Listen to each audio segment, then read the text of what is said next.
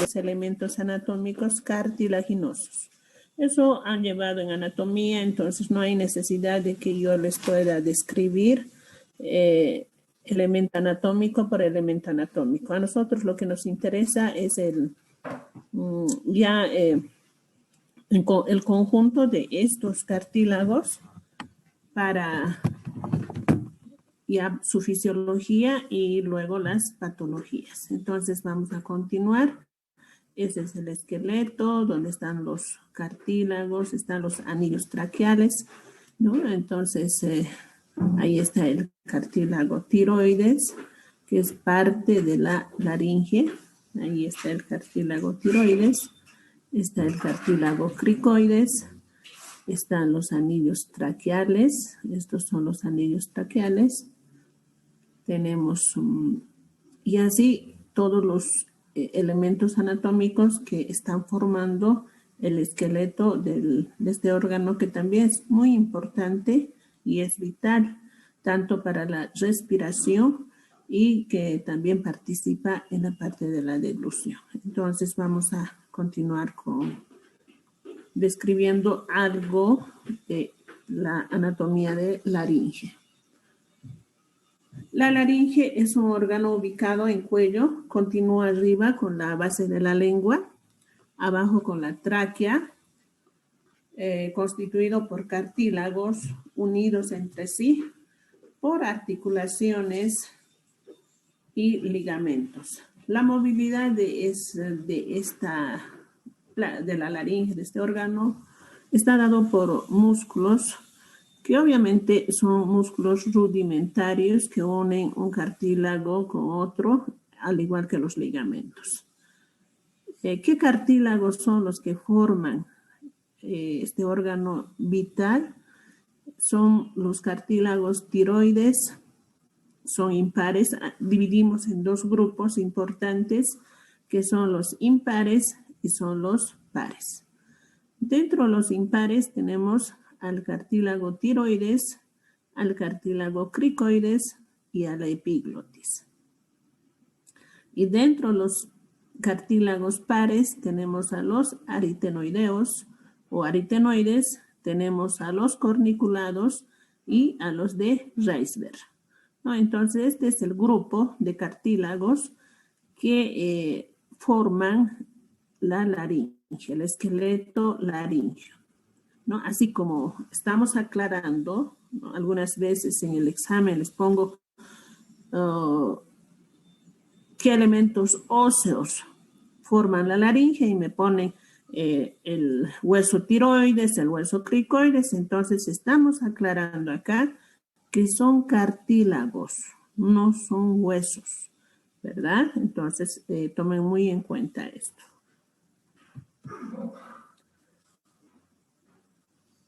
Las membranas y ligamentos más importantes que unen este conjunto de cartílagos unos con otros son la membrana tiroidea, membranas cricotiroideas, los ligamentos tiroaritenoideos superior e inferior y el ligamento aritenoepiglótico. Como ven acá, el mismo nombre de las membranas hace referencia de que está uniendo un cartílago con otro cartílago. Por ejemplo, esta membrana tiroidea. Entonces está uniendo esos dos cartílagos y el nombre es de acuerdo a los elementos anatómicos a los que está uniendo, ¿verdad? Entonces fácilmente ustedes se van a dar cuenta y van a poder aprender los nombres de estos cartílagos. ¿Cuáles son los músculos? Tenemos músculos intrínsecos y músculos extrínsecos. Como había dicho hace un momento, es que estos músculos son rudimentarios. Tampoco vale la pena entrar, digamos, a detallar las inserciones, todo eso, porque al final eso ya se ha llevado en anatomía, ¿verdad? Entonces estamos, como les dije, estamos haciendo un repasito así superficial para que ustedes entiendan de cómo está formado este elemento anatómico que es la laringe. La irrigación, ¿por qué arterias está irrigada? Está irrigada por la arteria laringea superior, está por la posterior, por la laringe posterior e inferior. La inervación por el neumogástrico a través de dos ramas importantes, ¿no? Por el neumogástrico a través de dos ramas importantes que son la laringe superior y la laringe inferior. Entonces acá también es fácil como para que ustedes puedan aprender, ¿no? La irrigación es por, digamos, también por la laringe superior, laringe inferior, ¿no? Los nombres casi coinciden, tienen los mismos nombres como la irrigación y la inervación. Topográficamente la laringe se divide en 3 regiones, ¿no? Entonces esto es importante. ¿Para qué? Para saber en qué parte de estas regiones estaría una patología determinada. Entonces tenemos una región que se llama región supraglótica. Supra, ¿qué quiere decir? Encima, ¿verdad? Está encima la glotis.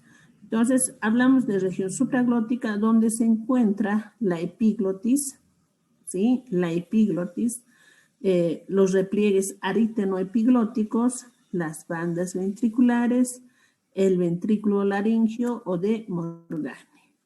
Acá lo más importante es que la región supraglótica está por encima de las cuerdas vocales, ¿no?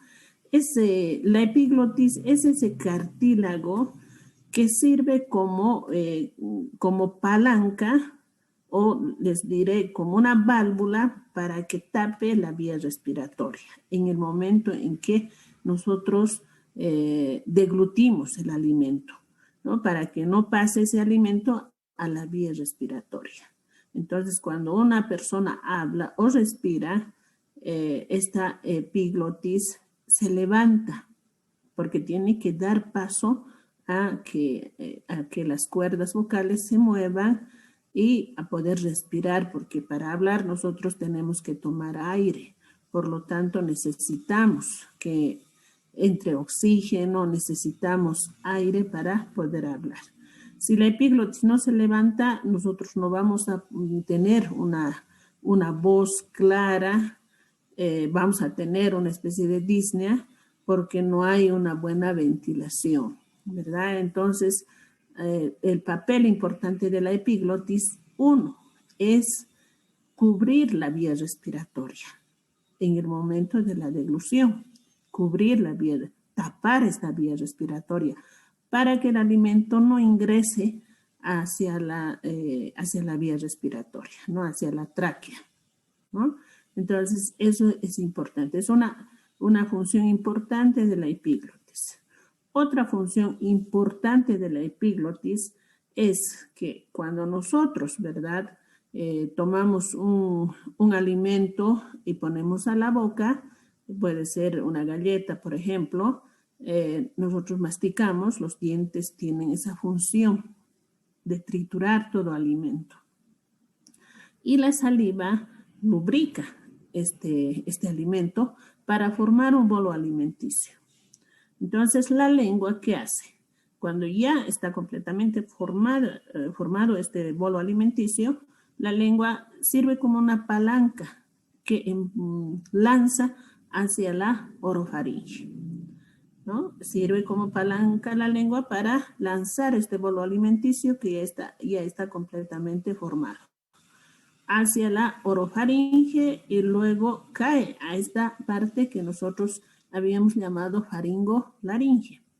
En ese momento ya es, digamos, la epiglotis ya por reacción sabe que ese bolo alimenticio está yendo a la parte de la faringolaringe, inmediatamente tiene que tapar esta vía respiratoria. Y al tapar, divide el bolo alimenticio en dos, ¿no? En dos. O sea, una mitad y otra mitad. E inmediatamente tapa la vía respiratoria. Y este bolo alimenticio ya dividido entra a una especie de esfínteres que se llaman senos piriformes, ¿no? Son una especie, les digo, de esfínteres porque apenas está formada en la parte superficial de la mucosa. E inmediatamente caen este bolo alimenticio, estas mitades de bolo alimenticio, entran a los senos piriformes e inmediatamente caen en el esófago, ¿no? Entonces, son esas dos funciones importantes que tiene la epiglotis. Una, la de dividir el bolo alimenticio en dos mitades, y otra es la de tapar completamente la vía respiratoria para que no ingrese alimento hacia la vía respiratoria. Entonces, estas dos funciones es importante que ustedes aprendan, se ubiquen, por ejemplo, en los cuerpos extraños, cuando esto generalmente pasa en los niños, pero también los adultos, ¿verdad? Muchas personas al comer por ahí no han masticado, no han formado un bolo alimenticio, entonces se han servido, digamos, un churrasco, carne, donde no lo han masticado por ahí por falta de muelas. Entonces hacen pasar toda esa porción de carne que han metido a la boca sin masticarlo, sin triturarlo bien. Entonces la epiglotis no se ocupa de triturar, simplemente la de dividir, pero ese bolo alimenticio tiene que estar bien triturado para que se pueda dividir fácilmente y la epiglotis lo divida, porque es un cartílago, no es hueso. Por lo tanto, no puede dividir. ¿Y qué pasa? Que la epiglotis manda a un seno piriforme, pero ese seno piriforme es pues más chico y no se puede elongar más, no se puede ampliar más que esa porción de carne mal triturada. Por lo tanto, se queda ahí y de ahí que tenemos el diagnóstico de cuerpo extraño a este nivel. Entonces, ¿qué hay que hacer? Entrar con endoscopio y sacar este cuerpo extraño que puede ser carne. Nosotros vemos bastante en el hospital cuerpos extraños en esófago, carne, en los del campo, chuños igual que no pueden masticarlo y degluten así y lamentablemente no puede pasar por este seno piriforme, por cualquiera de estos senos piriformes y se ha quedado ahí, ¿no? Atascado, no puede pasar, entonces necesariamente hay que sacar. Lo mismo pasa en los niños, por ejemplo, niños que las mamás acostumbran darles monedas y por ahí le han dado una moneda de $1 a un niño de 5 años, 4 años. Entonces el niño se pone a la boca y se lo deglute. Ese epiglotis, imposible que divida una moneda. Entonces lanza un seno piriforme y esa moneda se queda en el seno piriforme.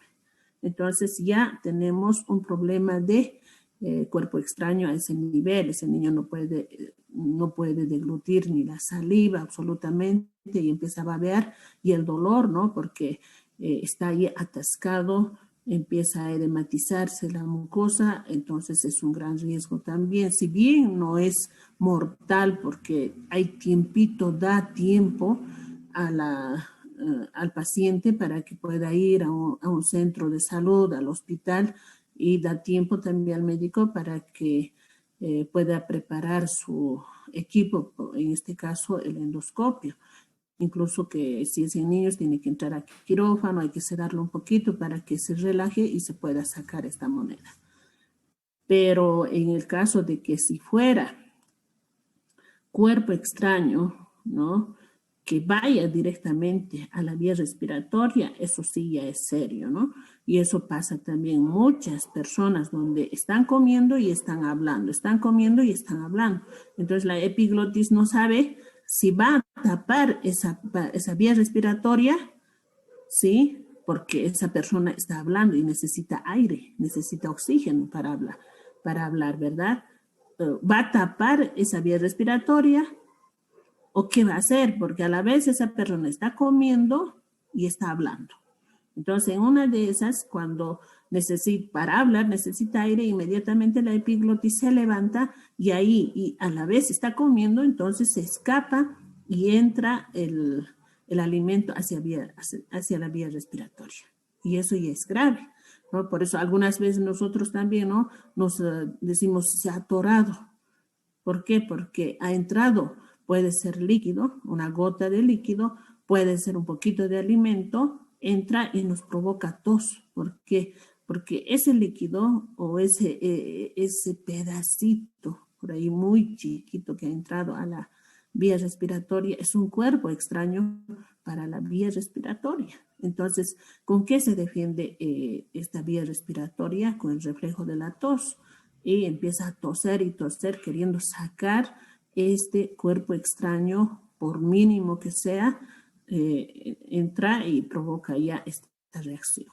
Entonces uno tose y tose y hasta que trata de sacarlo, lo que está ahí nomás en tráquea, en la mucosa de la tráquea, entonces trata de sacarlo, ¿verdad? Pero si ya el cuerpo extraño es más grande, ¿no?, lo que pasa en muchas personas, ¿verdad?, donde hablan y comen y va a vía respiratoria y se quedan sin respiración. ¿Por qué?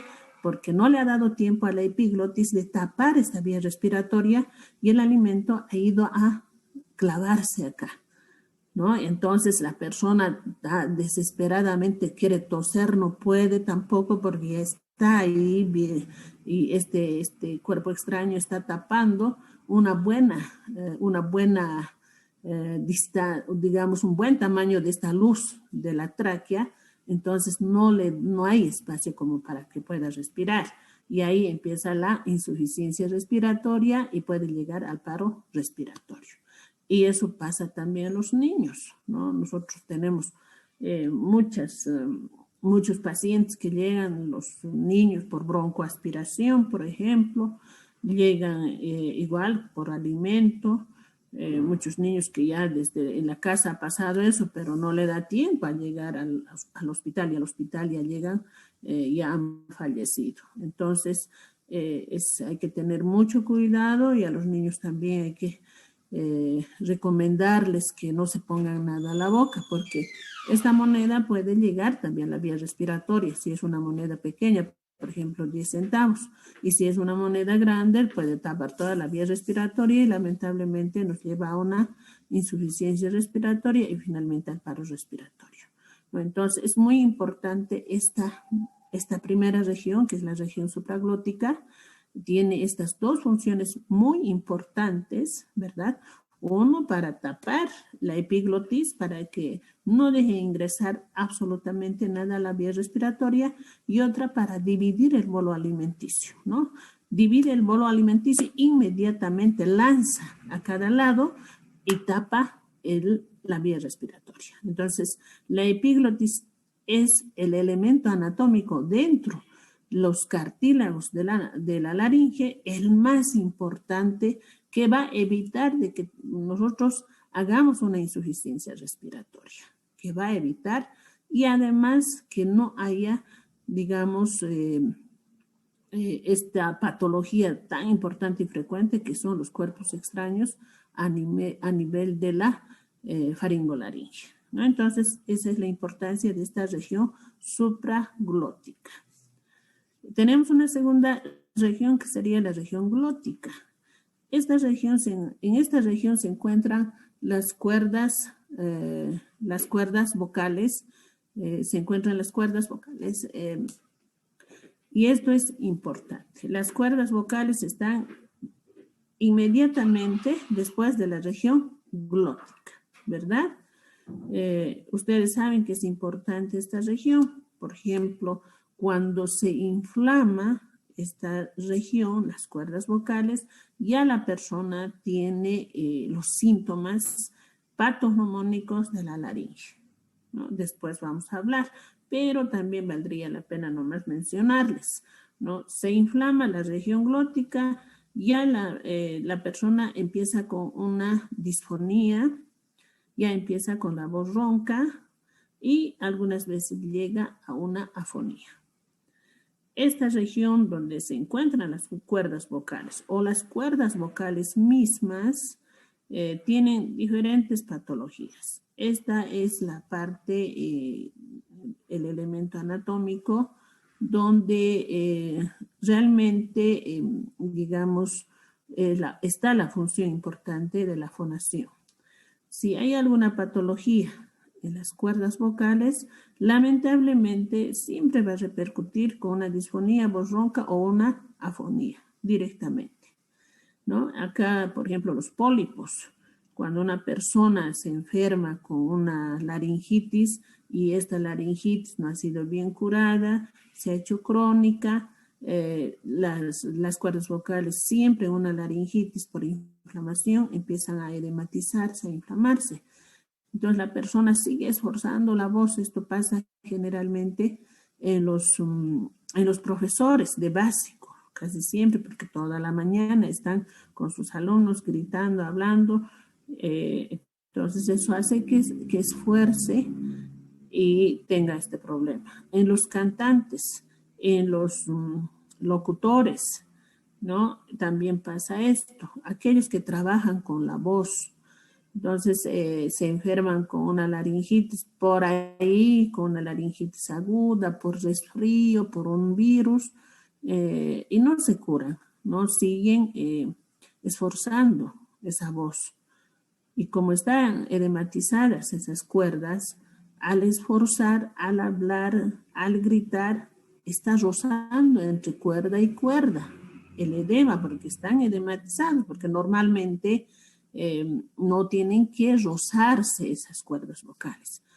Pero en el caso de que haya hecho una inflamación, una laringitis aguda, donde ha habido edema y se ha inflamado las cuerdas vocales, entonces empiezan a juntarse, a rozarse. Y cada que habla la persona, estas cuerdas vocales se rozan, ¿no? Entonces, ahí ese roce es bastante peligroso. Por eso que al paciente se le recomienda de que tiene que hacer reposo de voz, o sea, hablar lo necesario. Y esta patología pues amerita una baja médica en el trabajo, por ejemplo, de los locutores, en el trabajo de los profesores de básico. Bueno, aunque no sea de básico siempre, ¿no? Inclusive nosotros, por ejemplo, los docentes de la universidad, una hora, si en el caso de mi persona, por ejemplo, de la asignatura, 2 horas yo tengo que hablar. Y si yo estaría con una laringitis aguda, con seguridad voy a esforzar mis cuerdas vocales durante 2 horas. Entonces estoy haciendo que rocen estas cuerdas vocales. Y al hacer este roce, estoy evitando de que estas cuerdas vocales bajen ese edema, desinflamen, porque estoy haciendo un trauma, o sea, sigo traumando esta mucosa. Entonces, ¿cuál es el riesgo de esto? El riesgo grande es que se forme pólipos. Tanto roce, entonces empieza a dañarse la mucosa y empieza a formar pólipos, ¿no? Y esto, ¿qué nos va a dar? Como resultado final, nos va a dar una disfonía permanente, que inclusive se llega a una afonía. Eso es lo que pasa en los cantantes, por ejemplo.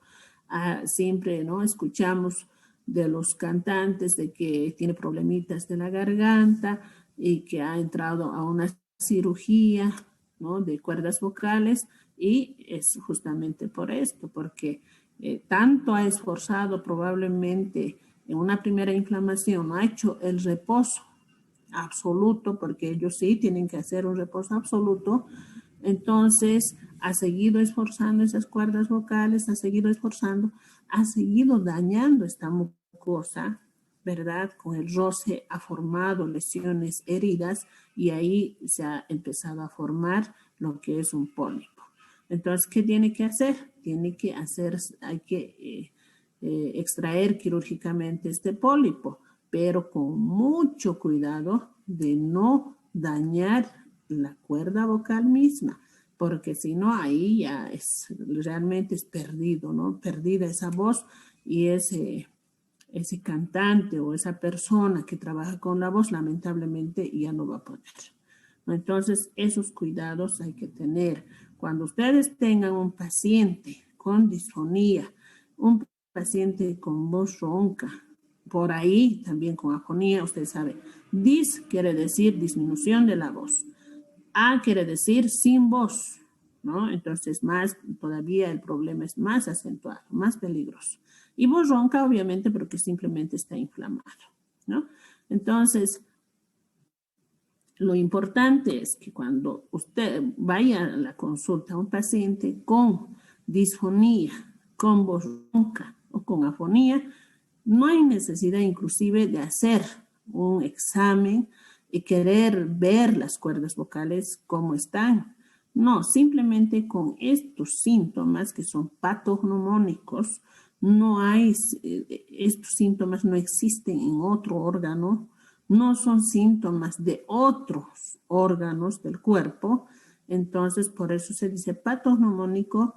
Simplemente al escuchar nosotros ya decimos que es laringitis, ¿no? Entonces no es tan difícil de diagnosticar. Simplemente con la sintomatología podemos diagnosticarlo.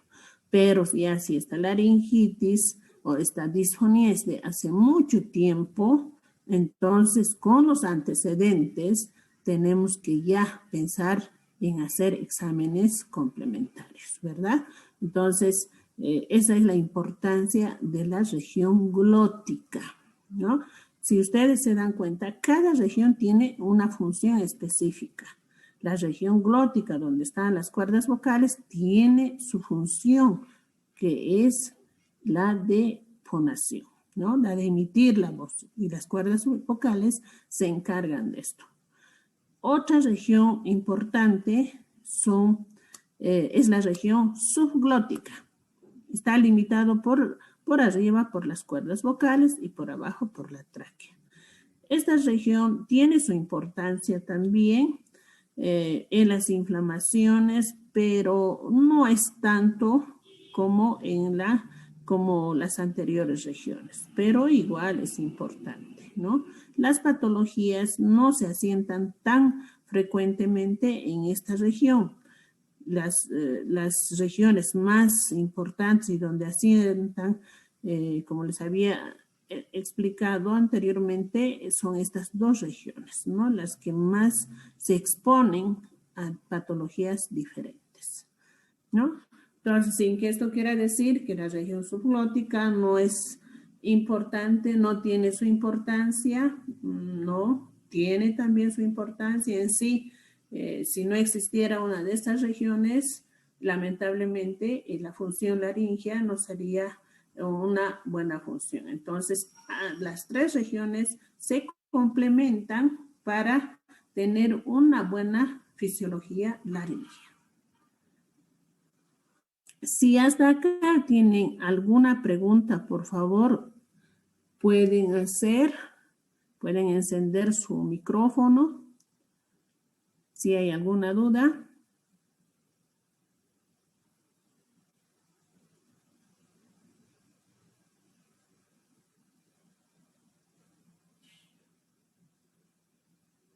Despierten, chicos, despierten.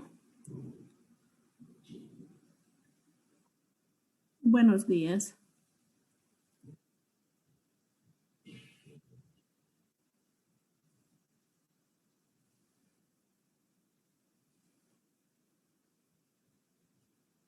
Sí.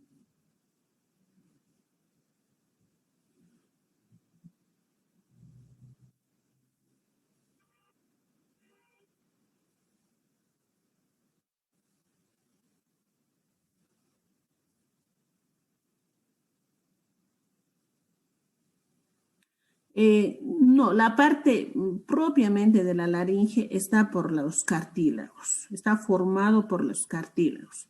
Si tú te ubicas bien en la anatomía, el hueso hioides no está dentro el esqueleto laríngeo, por eso es que no se menciona al hueso hioides, sino es el esqueleto mismo de la laringe está formado por estos cartílagos, el esqueleto mismo de la laringe. ¿No? Por eso nosotros en el examen preguntamos eso. Lo importante es eso, que el esqueleto de la laringe está formado por estos cartílagos impares y por estos cartílagos pares.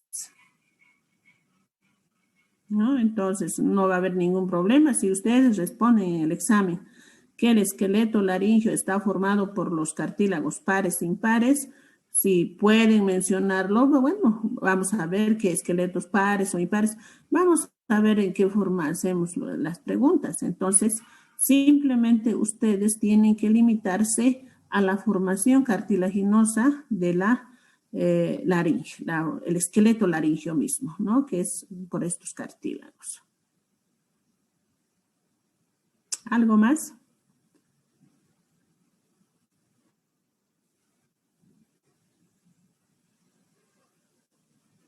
¿Alguien más? ¿Alguna cosa? ¿Alguna duda?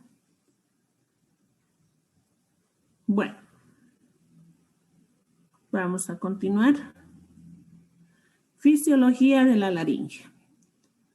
La laringe cumple tres funciones importantes, ¿no?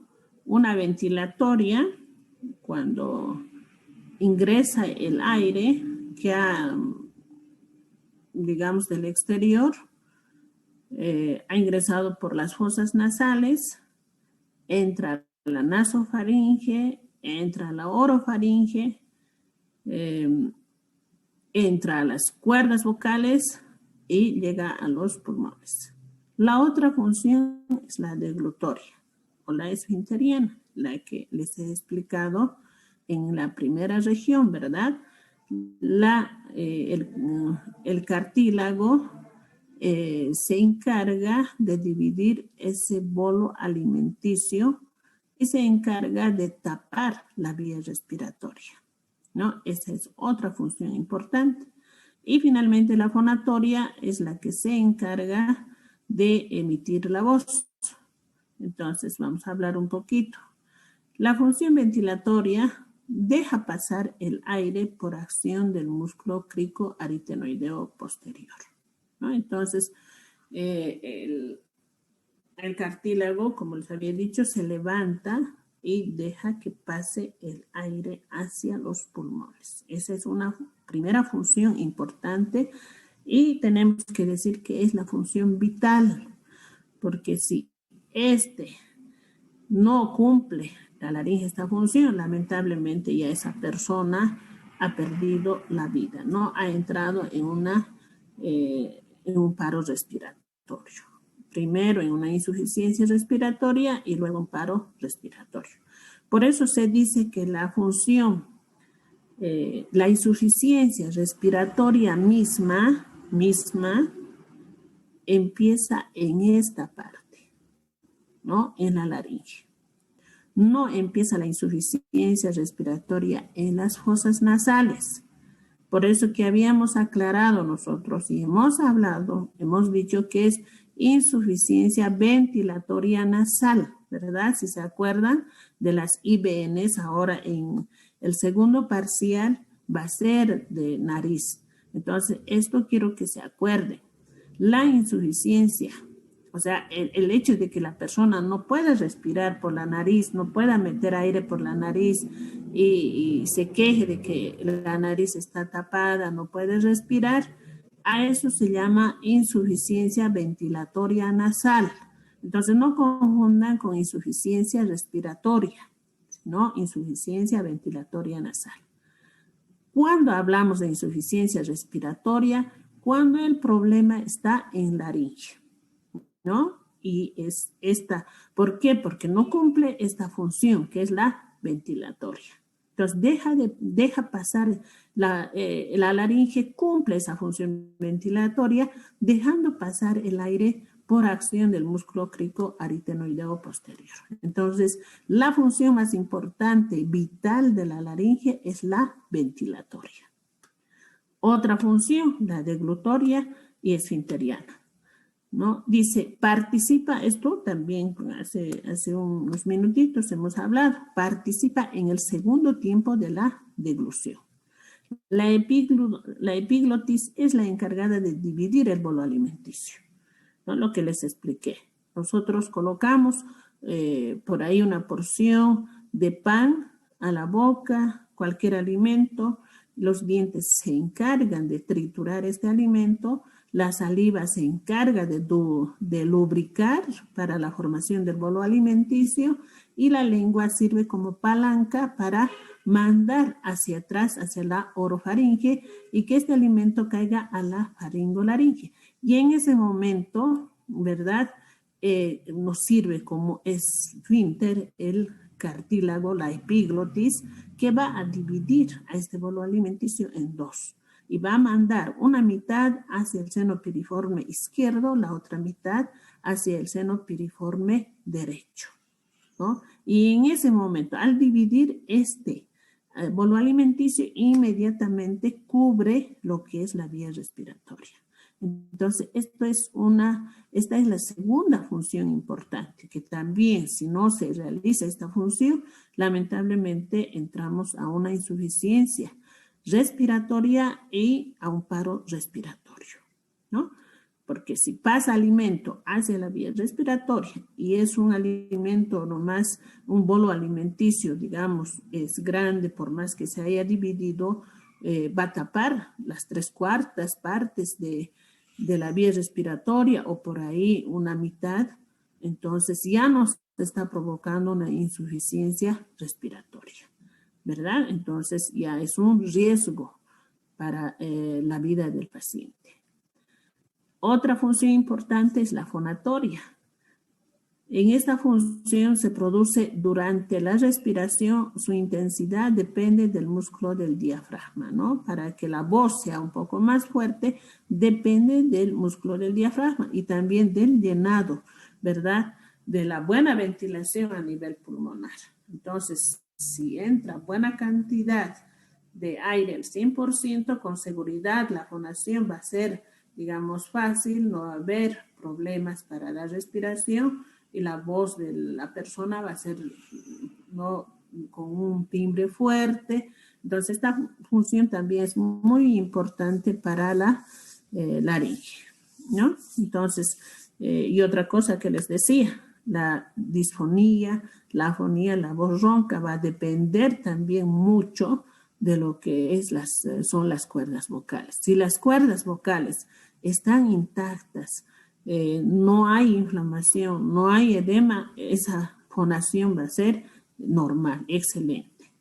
Pero si esas cuerdas vocales están inflamadas, están edematizadas, es más, tienen lesiones a nivel de mucosa o por ahí a la formación de pólipos, lamentablemente esa voz ya no va a ser normal, ¿no? Entonces, todo eso está dentro de la función, la fisiología de la laringe.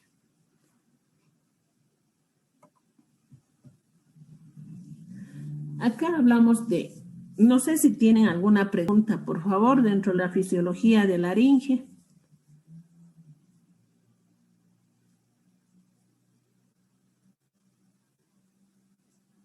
Pueden encender su micrófono si tienen alguna pregunta.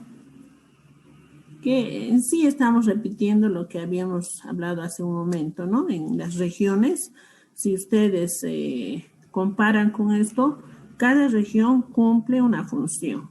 Entonces, a eso es lo que va, la función ventilatoria, la deglutoria, esfinteriana, la fonatoria.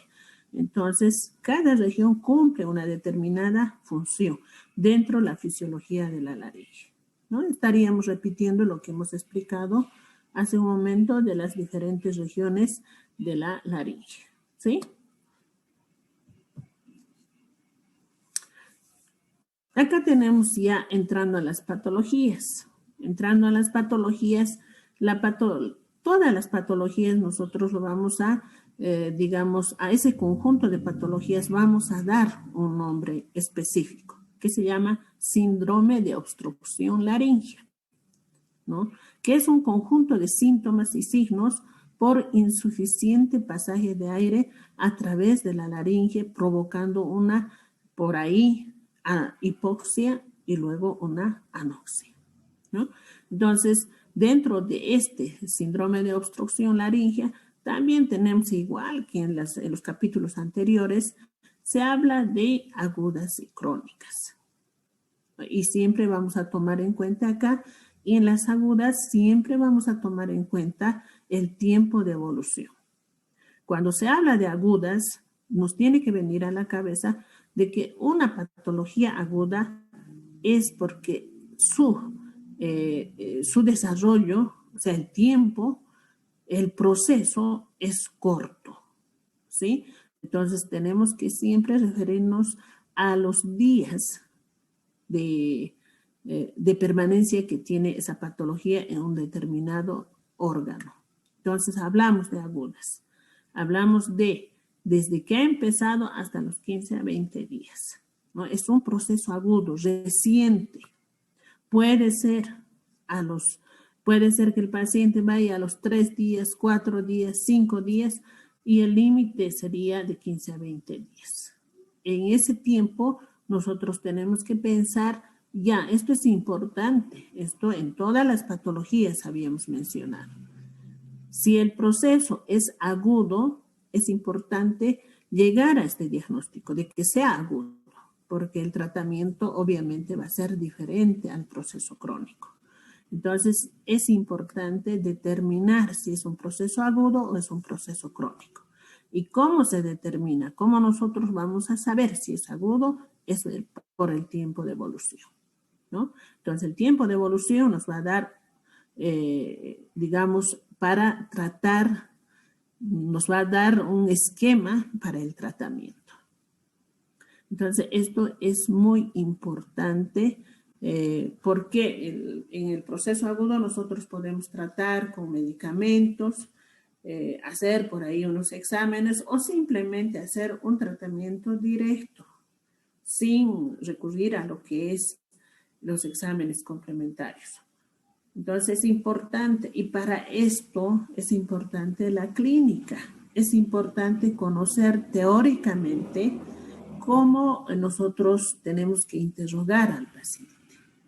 Ahí juega un papel bastante importante lo que es la semiología, ¿no? Entonces ya el interrogatorio, desde que entra el paciente, nosotros tenemos que preguntar cuál es el motivo de consulta. Ahí el paciente nos dirá, yo tengo la voz ronca, he perdido o he disminuido la voz, estoy hablando muy despacio y me cuesta hablar, o al final llegará con otra persona acompañada para que le ayude, por ejemplo, si se trata de una afonía, ¿no? Entonces, también hay malos diagnósticos, por ejemplo, de las áreas, igual que ustedes han salido, han estudiado en la facultad, han terminado los médicos de área, ¿no? Han terminado la carrera, todo, y luego, bueno, se han ido a trabajar en las áreas y lamentablemente se olvidan de todo lo que nosotros estamos hablando. Y una disfonía confunden con una afonía, ¿no? Y el paciente, obviamente porque el paciente dice, doctora, estoy afónico o estoy afónica, ¿no? Pero ya está bien, el paciente no conoce, los estudiantes de medicina, no ha cursado no ha llevado estas asignaturas, ¿verdad? No es estudiante de medicina, está bien, se puede equivocar, pero de todos modos al paciente le decimos, mire, usted no está afónico, porque si estuviese afónico hubiese perdido la voz, pero está hablando. Entonces eso no es afonía, no se asuste. Entonces hay que un poquito explicar al paciente. Pero ya la confusión de un médico de área, que en la nota de transferencia nos ponga afonía a un paciente que está con disfonía, yo pienso que ya es un horror, ¿verdad? Hasta podemos decir un pecado, porque no puede un médico confundir una disfonía con afonía cuando el paciente está hablando, ¿verdad? Entonces, eso es importante.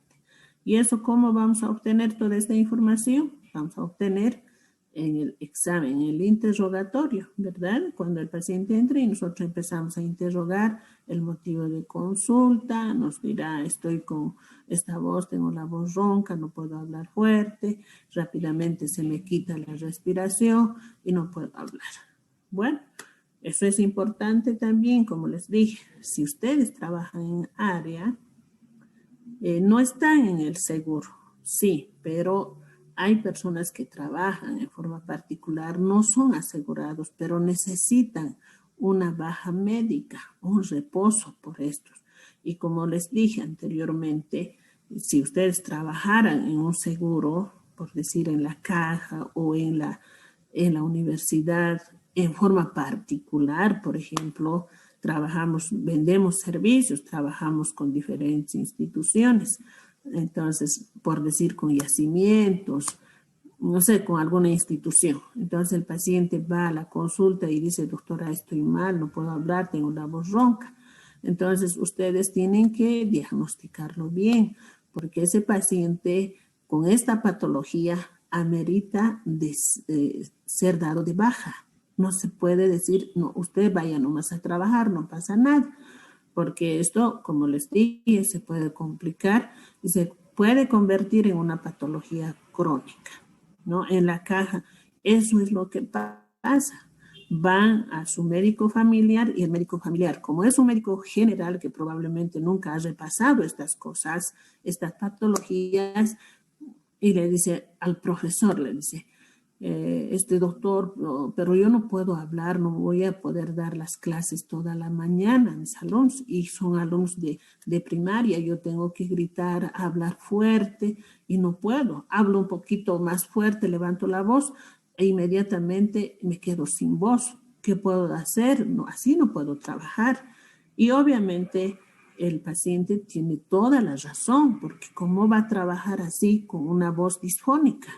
Imposible. Entonces, y el médico está en la obligación de saber que si este paciente va a esforzar esa voz, lamentablemente se le va a hacer crónico y cada vez va a tener el problema. Por ahí, habitualmente, estos procesos de laringitis, disfonías, se deben curar en 3 a 4 días, ¿no? Entonces, la baja prudente, el tiempo prudente para la baja es de 3 a 4 días, ¿no? Para que el paciente se cure bien y no tenga recaídas de aquí a un tiempo. Pero como los médicos familiares en la caja, ¿qué hacen? No, usted tiene que nomás trabajar. No, simplemente es una ronquerita. Eso no le va a hacer nada. No le va a hacer nada. Usted tiene que nomás trabajar. Trate pues de no hablar mucho, ¿sí? Pero es imposible, pues los de primaria, imposible de que el profesor no hable mucho. Incluso con ustedes, ¿no ve? Con ustedes sí que ya son, yo así en chiste les digo, ustedes ya son viejos, pero hay que gritar, hay que hablar fuerte. Entonces imagínense cuando una persona está con una laringitis y empieza a gritar, a levantar la voz, estamos lesionando, estamos traumando más esa laringe. Entonces, por todo eso es importante, donde vayan a trabajar, es importante que ustedes conozcan esto para las bajas médicas. Lamentablemente tienen muchos problemas los médicos familiares, especialmente en la caja, el seguro universitario, los seguros. ¿Por qué? Porque el paciente, en vez de mejorar a los 3, 4 días, se empeora y vuelve otra vez. No, igual no le quieren dar baja, vuelve otra vez. Y esa laringitis que debería de solucionarse en 3 a 4 días se alarga a meses inclusive. Entonces, cosa que no debería de pasar. Y el paciente pues se ve obligado a ir a uno particular, ¿no? Y ahí es donde nosotros sabemos toda la trayectoria, toda la historia del paciente, porque nos cuenta el paciente y nos dice, doctora, hace un mes estoy así y sigo trabajando. Y mi voz en vez de mejorar yo estoy empeorando. No puedo hablar, hablo un rato, unos 10, 15 minutos y ya mi voz baja. No puedo gritar. Entonces, ya cualquiera, ¿no? Uno dice, yo ya estoy asustado, ya me da miedo quedarme así. Entonces, ¿qué hace?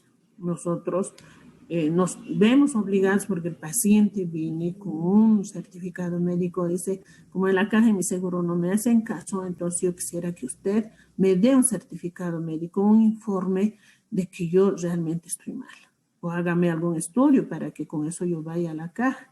Y hacemos eso y bueno, pues el gran problema se arma la dirección, la jefatura médica de la caja con el médico familiar, ¿no? Y dice, ¿por qué han hecho esto? Pero eso es por falta de conocimiento. Y hay algunos, no digo todos, pero hay algunos que eran mis alumnos, ahora trabajan en la caja. Y lamentablemente no se acuerdan estas clases, lo que les explicamos. Yo trato de explicarles con mis palabras, mi experiencia, todo eso, ¿no? Una cosa fácil yo trato de hacerlo, pero ni así se acuerdan. Entonces tienen problemas serios, se hacen llamar la atención, dicen que tienen un médico de afuera, uno particular, tiene que diagnosticar cuando nosotros tenemos nuestros médicos, porque obviamente algunos pacientes, algunos afiliados, asegurados, se van por el proceso legal. Entonces se tiene pues serios problemas. Yo conozco muchos casos y bueno, lamentablemente yo he tenido que dar certificados médicos de que este paciente, bueno, no ha recibido un tratamiento adecuado, ¿verdad? Entonces hay que tener mucho cuidado con esto. Yo les estoy repitiendo, redundando en lo mismo. Traten de repasar cuando salgan, ya no lleven la asignatura de otorrino y si quieren ir a trabajar a algún lado, bueno, por favor repasen esto porque esto les va a traer serios problemas, ¿no? Entonces que llegue a manos de un especialista toda la historia del paciente, bueno, es lamentable para el médico que ha seguido a este paciente, ¿no? Y que tenga que ir con un certificado médico a obligar a una institución de que este paciente tiene que ser dado de baja, ¿no? Entonces hay muchos problemas con esto, entonces por eso es que justamente yo trato de que ustedes pues no se olviden, aprendan con estos ejemplos así, digamos, ejemplos de la vida real, lo que pasa con los pacientes y con nuestros colegas como médicos generales, ¿no? Entonces nosotros recibimos todos los días estas quejas de que no me han tratado. ¿Y eso como consecuencia de qué? Como consecuencia de que ustedes van a trabajar, no repasan ninguna especialidad, emiten un diagnóstico a cualquiera y que no, obviamente, el paciente no tiene esa patología y lamentablemente no se ha hecho un buen tratamiento, ¿no? Entonces, por eso es importante tomar en cuenta estas patologías. Es importante tomar en cuenta que hay enfermedades que realmente ameritan bajas médicas. ¿Para qué? Para que esa persona no entre a la cronicidad. Y hablando de estas agudas y crónicas, ¿no? Los pacientes con patologías agudas no pueden pasar a una patología crónica. No debe pasar por ese mismo hecho se debe hacer un buen diagnóstico, pero en base siempre al interrogatorio, en base a la historia clínica, ¿no? Entonces, si nosotros hacemos un buen interrogatorio, hacemos una buena historia clínica, con seguridad ese paciente no va a tardar mucho en curarse, no va a durar esa patología meses al paciente. Pero si nosotros no hacemos un buen diagnóstico, no hacemos los cuidados del paciente, recomendar en este caso, por ejemplo, decir que tiene que hacer reposo de voz, que eso es muy importante para que su patología no se alargue. Entonces, lamentablemente nosotros estamos incurriendo en una falta muy grande, el no advertir al paciente de que si no se cuida, lamentablemente su patología se va a volver crónica, ¿no? Entonces, esas recomendaciones es muy, muy importante del médico hacia el paciente, ¿no? No solamente tenemos que medicar, no solamente entre el paciente que le duele, esto ya, tome esto y listo, váyase. No es eso. El tratamiento no consiste solo en eso, en medicar, dar la receta y bueno, que averigüe cómo va a tomar, de qué forma va a tomar, cuántos días va a tomar, no, sino que la consulta médica es diferente. Hay pacientes con los que nosotros tenemos que estar hasta media hora porque tenemos que llegar a la esencia de la enfermedad. ¿no? Porque si solamente vamos a ser médicos recetadores, ¿no?, de medicamentos, yo creo que no vamos a ir en buen camino, ¿no? Entonces, eso tomen en cuenta. Vamos a quedar, creo que ya es hora, vamos a quedar en estas patologías para ya después la próxima clase entramos y vamos a describir patología por patología, ¿no? Entonces quedamos en síndrome de obstrucción laringea. Si no hay ninguna pregunta más, chicos, si hay algo, por favor, alguna duda, enciendan su